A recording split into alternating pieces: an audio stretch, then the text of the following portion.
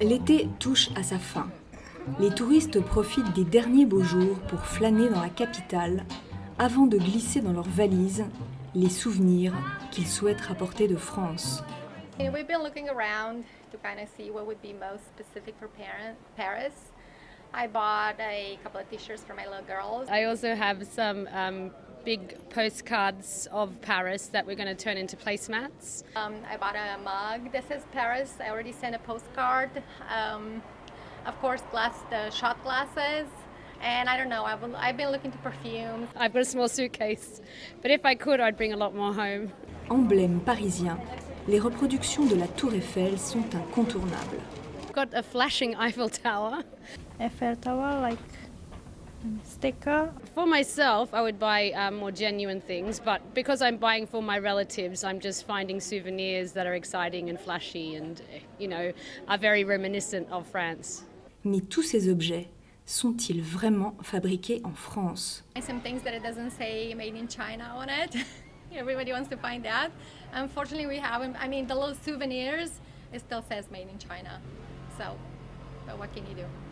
Well, I have a strong feeling that the flashing Eiffel Tower wasn't made here, and I think that's kind of made us think about what we're buying a lot more, because we're kind of like, oh, is this made in China or is this made in France? So obviously, again, because we're just buying souvenirs, we're not thinking too much about it, but if we're buying for ourselves, we're thinking about where it's from and the quality.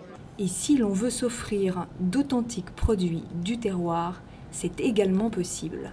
À quelques pas du Palais Garnier, le Tage Paris vend exclusivement des produits fabriqués en France.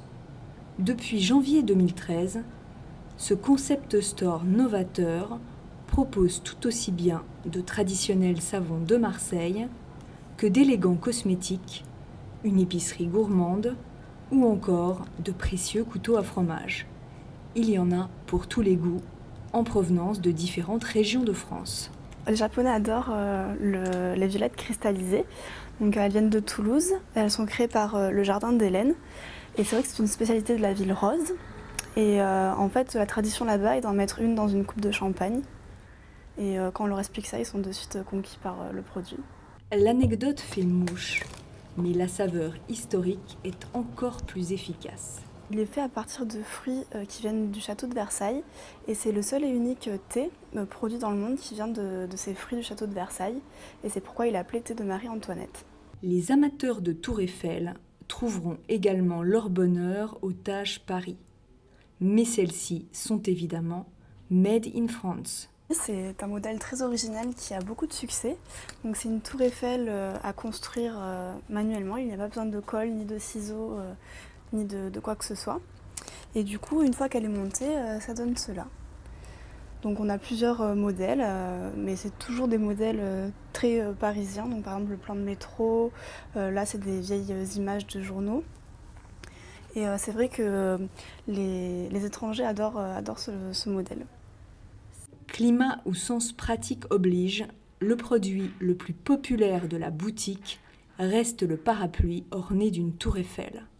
Français comme étrangers adorent ce produit parce qu'il a un design très particulier et il est également fabriqué en France, donc dans la région parisienne. Tous les jours, il y a des clients qui nous demandent combien vaut le parapluie, s'il y a d'autres modèles. Donc même quand il fait très très chaud, les gens nous demandent ce parapluie. Mais qu'il s'agisse de traditionnelles spécialités gauloises ou de produits plus innovants, la gastronomie et le savoir-faire français ont toujours la cote auprès des visiteurs étrangers.